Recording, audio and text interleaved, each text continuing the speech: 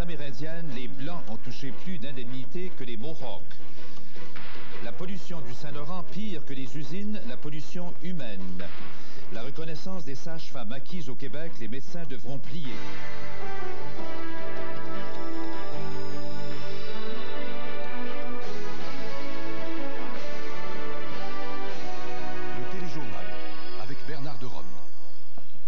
Bonsoir, mesdames et messieurs. Ce sont 30 millions que Québec a versés jusqu'à maintenant aux victimes de la crise amérindienne de l'été 90 à Kanesatake et à Kahnawake.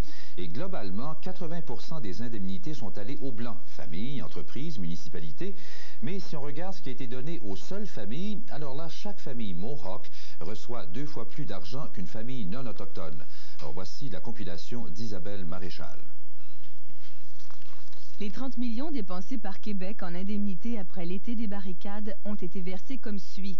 24 millions sont allés aux résidents d'Oka, de Châteauguay et des 152 autres municipalités touchées par la crise. 5,5 millions sont allés aux Mohawks de Kanesatake et de Kahnawake. 4 200 familles autochtones ont fait des réclamations. Elles ont reçu près de 4 250 000 $, environ 1 000 $ par famille. Chez les non-autochtones, 27 750 familles se sont partagées 13 millions de $, l'équivalent de 470 $ par famille. Les Mohawks ont donc reçu plus d'argent par famille que les Blancs. Mais ça s'explique, dit le ministre Ryan. Ils ont été touchés plus rapidement que les autres. La crise a commencé. Il y en a un grand nombre qui n'ont pas été capables de travailler, qui ne pouvaient plus entrer dans leur village, chez eux, pour aller à leur domicile. Parce que, comme je l'ai toujours dit, la très grande majorité d'entre eux sont aussi pacifiques que nous tous. Est-ce qu'on les aurait pénalisés parce que c'était des Autochtones qu'ils ont été empêchés de travailler ou d'aller chez eux plus longtemps? Ça aurait été une drôle de justice. C'est pourtant à cette drôle de justice que les Mohawks disent avoir eu affaire. Ils maintiennent qu'ils n'ont toujours pas reçu leur juste part d'indemnité de Québec. Le conseil de bande affirme avoir demandé près de 120 000 $ en dédommagement. Une réclamation, dit-il, qu'on lui a refusée. Under the band council, whatever you want to call it, the governing body did not receive any compensation. Mais ce sont tout de même les Blancs qui, finalement, ont reçu la plus grosse part du gâteau. Québec a versé aux entreprises et aux municipalités non autochtones plus de 11 millions de $. Les entreprises et gouvernements amérindiens ont reçu, eux, moins d'1,5 million en compensation. Le ministre Claude Ryan affirme avoir été impartial dans le traitement des réclamations d'indemnité. Chercher à prouver le contraire, dit-il, c'est vouloir jeter de l'huile sur le feu et attiser la colère entre Blancs et Autochtones. Isabelle Maréchal à Montréal. Hydro-Ontario, la plus importante société de services publics en Amérique du Nord, vient d'entreprendre une cure d'amaigrissement extrêmement sévère. Hydro-Ontario, avec une dette de 34 milliards sur le dos, va mettre à pied d'ici la fin de l'année un travailleur sur 5 de ses 29 000 employés. L'an prochain, les tarifs vont être gelés et n'augmenteront ensuite qu'au taux de l'inflation. Voici les explications de Claude Gervais. Les résidents de Kincardine, sur les bords du lac Huron, attendaient le pire. Ils craignaient l'annonce du remisage d'un des réacteurs de la centrale nucléaire Bruce A. Ils ont eu droit à un sursis, c'est-à-dire que la centrale fonctionnera sans être réoutillée probablement jusqu'en 1997. Après, aucune garantie. Un jour, il n'y aura plus de travail ici, selon cette femme qui voit les emplois être éliminés les uns après les autres. Ça n'a pas été facile pour Hydro-Ontario de prendre ces décisions hier lors d'une réunion du conseil d'administration. Nous avons tout simplement besoin d'un remède de cheval, avouait Maurice Strong.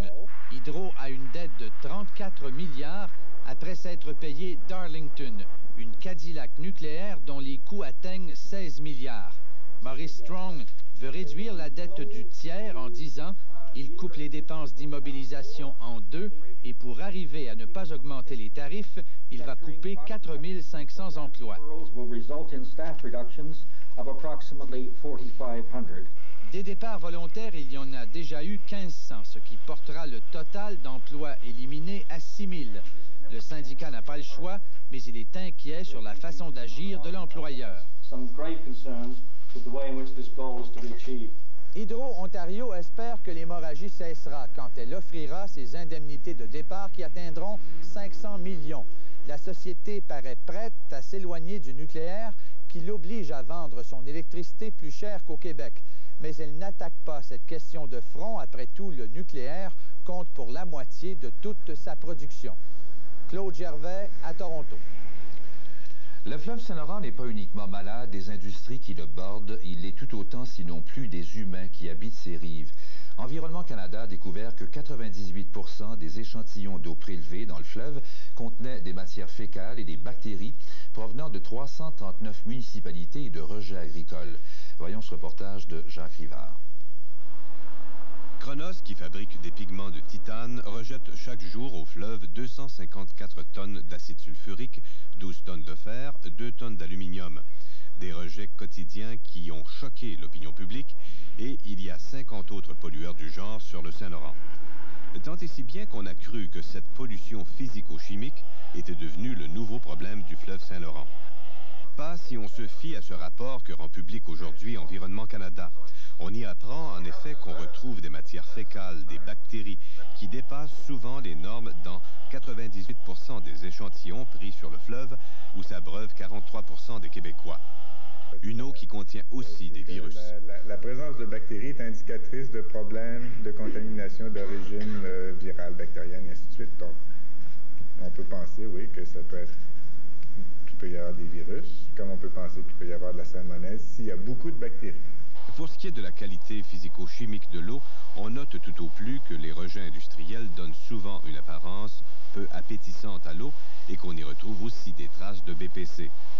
Pour améliorer la qualité de l'eau brute du fleuve, on devra donc modifier les paramètres à surveiller, changer le réseau de surveillance. Alors, autrement dit, quels sont les paramètres qu'on a besoin de mesurer pour avoir un indicateur de qualité là, qui est très complet sur le plan d'usage, par exemple, consommation d'eau, consommation humaine directe. Enfin, dans le rapport d'Environnement Canada, on soulève un autre problème.